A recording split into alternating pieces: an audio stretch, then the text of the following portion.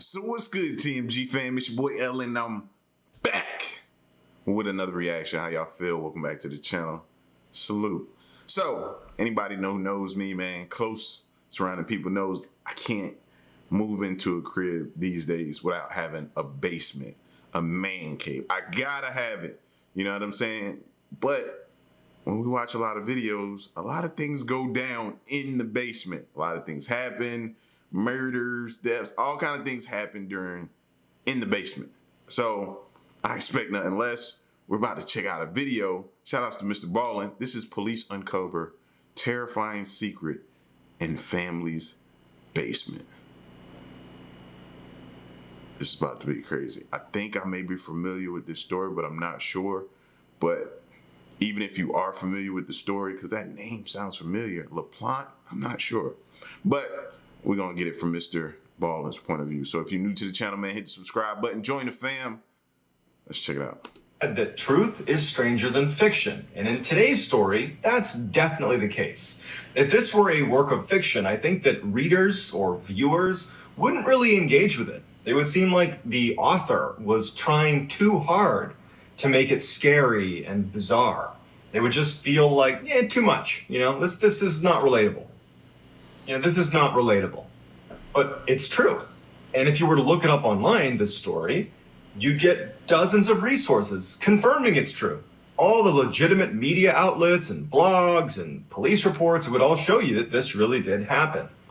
But because it's so well documented, because it's so true, the way it's presented, if you look it up, is here's what happened.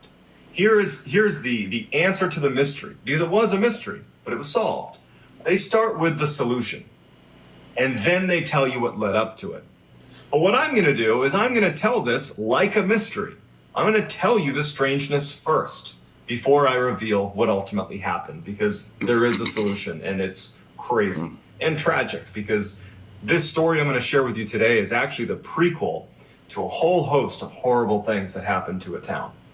It's crazy. Hold on, y'all. Let me make sure. Okay. Couldn't remember. I couldn't remember if I had the mic on. My bad, y'all. Back to it, though. Before we get into today's story, if you're a fan of the strange, dark, and mysterious delivered in story format, like I'm promising to do today, then you've come to the right channel, because that's all I do, and I upload 3 to 4 times a week. And so if that's your deal, I would ask you to gently pulverize the like button and then subscribe to my channel and turn on all post notifications so you don't miss any of those 3 to 4 weekly uploads. All right, let's get into today's story.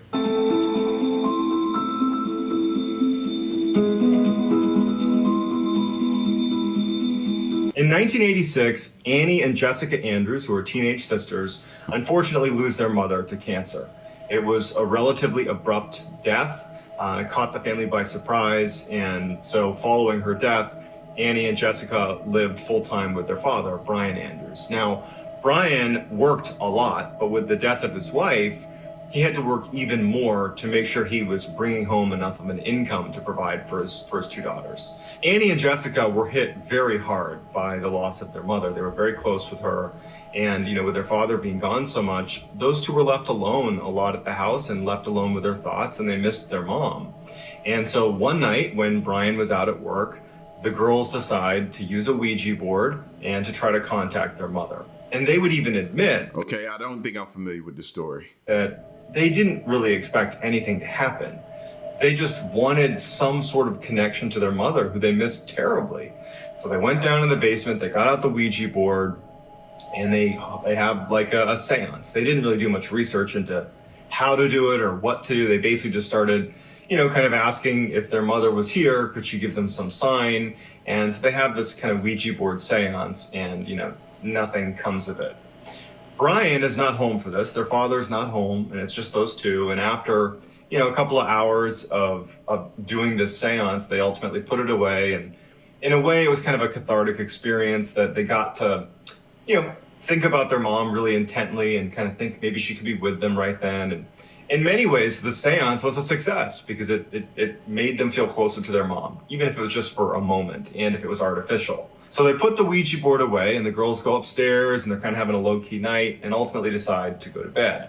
Now, their father has not come home yet, so just the girls. They're used to this. This is how a lot of nights went. And as they're laying in bed, they both start hearing tapping sounds. Now, they're in separate rooms and they heard the same tapping sound. And in fact, Jessica would get up and come into Annie's room and say, hey, do you hear the tapping sound on the walls?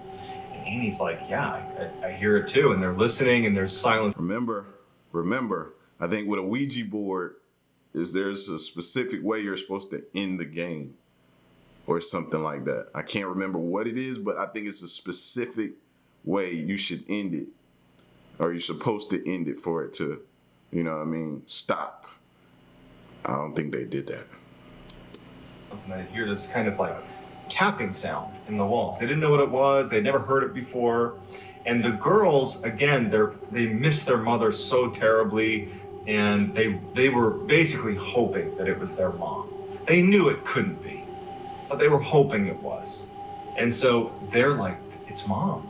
Mom's trying to get in touch with us. She's making sounds to get in touch with us. It's from the seance. It must have worked. And they start asking their mother questions like, are you here with us right now? And can you show yourself to us? And, you know, are you looking after us?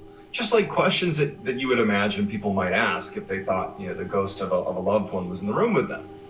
And so it was scary, but it was also kind of reassuring that you have, you know, what they believed to be the spirit of their mother looking out for them. And when their father finally came home that night, the tapping at this point had stopped, and they rushed to tell their father about the tapping they heard. And they were happy about it. They weren't scared about it. They were happy about it.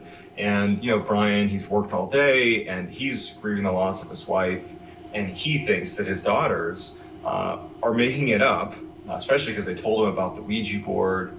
And he's just thinking to himself, you know, they're grieving. They're struggling with the loss of their mother. They're grieving. And, you know, he felt really bad for them. And he even considered that first night putting them into therapy.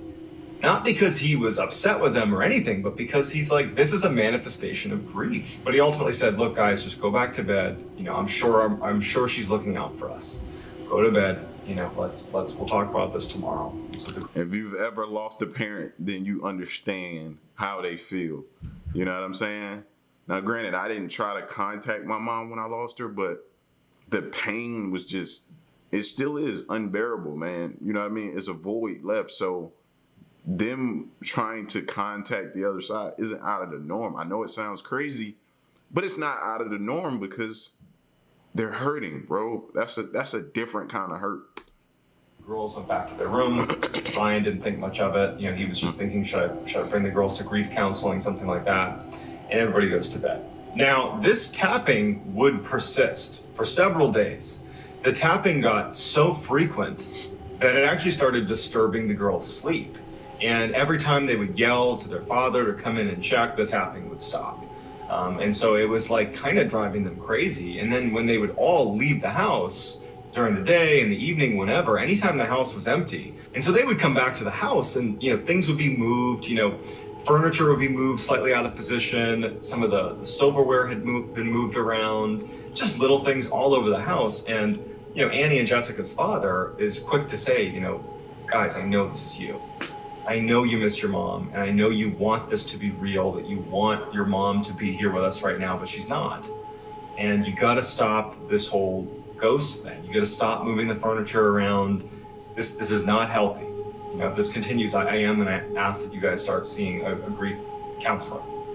And the girls were insistent that it was not them. And the fact that their father didn't believe them and they knew it wasn't them, it put them in a really bad spot because they felt totally alone, scared to be in their house, because now it didn't really feel like their mother. It felt like something screwing with them. And that's not something their mother would do. And so they're thinking that this is like an evil ghost that they've unlocked through that Ouija board seance. And see, that's the scary part about it. Does your mom come back as herself or as something evil? You know what I mean? And I would never want to reach out. I want to reach out, but I don't want to reach out because it's almost like seeing your favorite celebrity. You don't want to ruin your image, you know what I mean? Your love for them if they come back as something else. So now terrorizing them. And there's nothing they can do because their father doesn't believe them. And it's just consistently happening. They don't know what to do. One evening in January of 1987, the girls were together in the front room of their house. And they started hearing tapping sounds again. And so they hear this tapping sound not coming from the walls, but coming from the basement. And suddenly they feel, some confidence, like they're going to go down and confront this thing.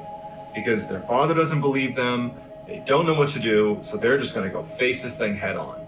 So they head right downstairs into the basement, and there's nothing. The tapping stops as soon as they're down there, and they can't find anything. As they turn to go back upstairs, feeling a little bit silly that they're going to go fight this ghost, they notice writing in red that says, "Come find me, I'm in your closet." And they're horrified. Because now this is like confirmation that this thing is screwing with them. It's not their mother. And it's now interacted outside of just tapping. It's actually writing on the walls.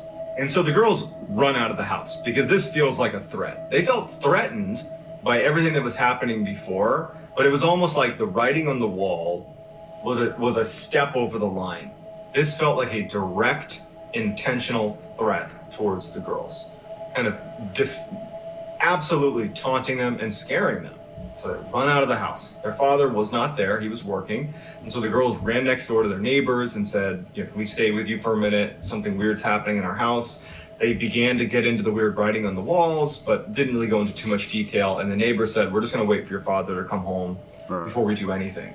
And so the girls stay with the neighbor. Brian comes home. As soon as they see Brian pull in the driveway, they flag him down. He comes over to the neighbors. Neighbor pulls Brian aside and says, "Here's what happened. They came over here." The girls are hysterical, and they tell their dad that there's writing inside the house. And so Brian, his first reaction is, "This is out of control now, guys. Right. This is too much." He goes over though with them to the house. And he goes into the basement and he sees the writing. And shouts out to him for being that type of a good parent. A lot of parents would yell, scream, belittle their kid for, you know what I mean? But he's so understandable of what they're possibly going through, not knowing that it's actually really happening what they're telling them, but he's still being understandable. So shouts out to him for that. Writing on the wall. And his thought is like, now you guys are, defacing our property to live out this kind of fantasy. And so this for him was the line in the sand that they've now crossed. It's now getting totally unhealthy, and he ordered them to go see grief counseling. So that actually began at this point. Several weeks would go by with no tapping, no anything, just silence in the house. It was almost like whatever this was had stopped. Then one night when Brian is working late into the night once again and the girls are alone, they're in the front room together and they're just sitting there. It's been nice having a couple weeks without any strangeness in the house. And they start hearing tapping from somewhere else in the house. And they get up, they kind of creep their way over to where they think they're hearing it, and it's coming from Annie's bedroom. When they go into Annie's bedroom, written on the walls is, "I'm back, find me if you can." Just like the last time they saw writing on the wall, they run out of the house. They flee the house, they go to the same neighbor's house, and they say, "It happened again. You gotta believe me, it happened again."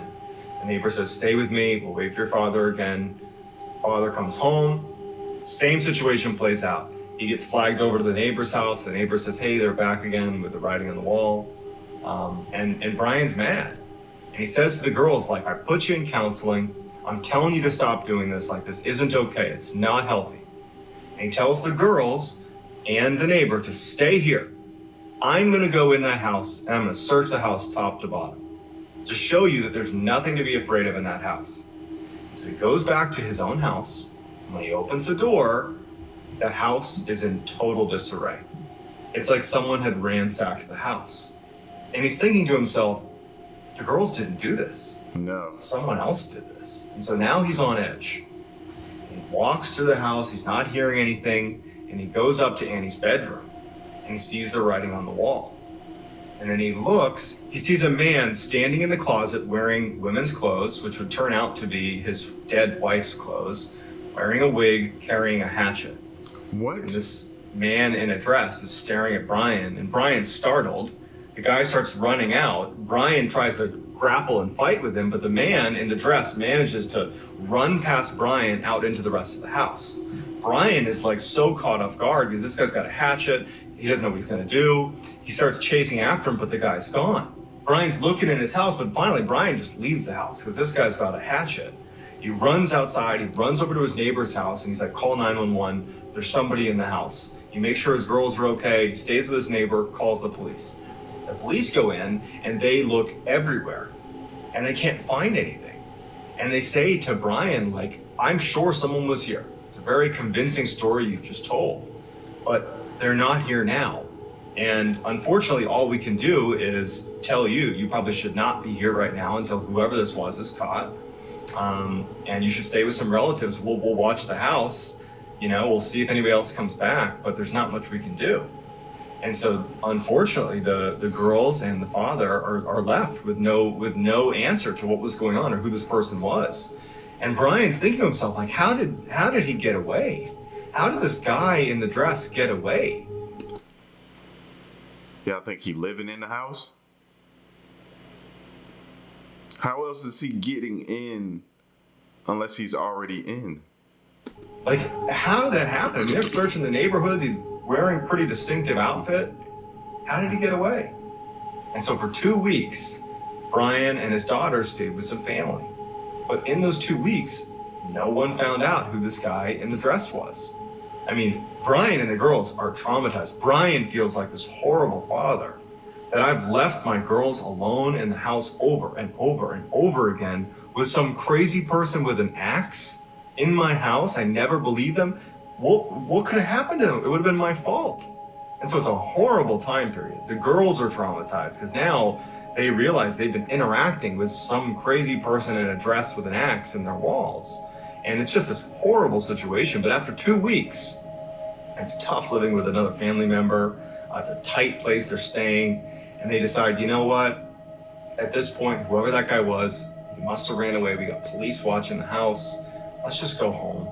Let's just go home. We'll lock everything up. We'll get a security system. There's police watching the house. Let's just go home. And so they decide, okay, let's pack up and head home. And so as Brian is driving up his street, he looks at his house and he can see that there's a light on in the second floor. And he's thinking to himself, like, I thought the police were just watching it from the outside and just kind of patrolling the neighborhood. I didn't know there'd be police inside my house.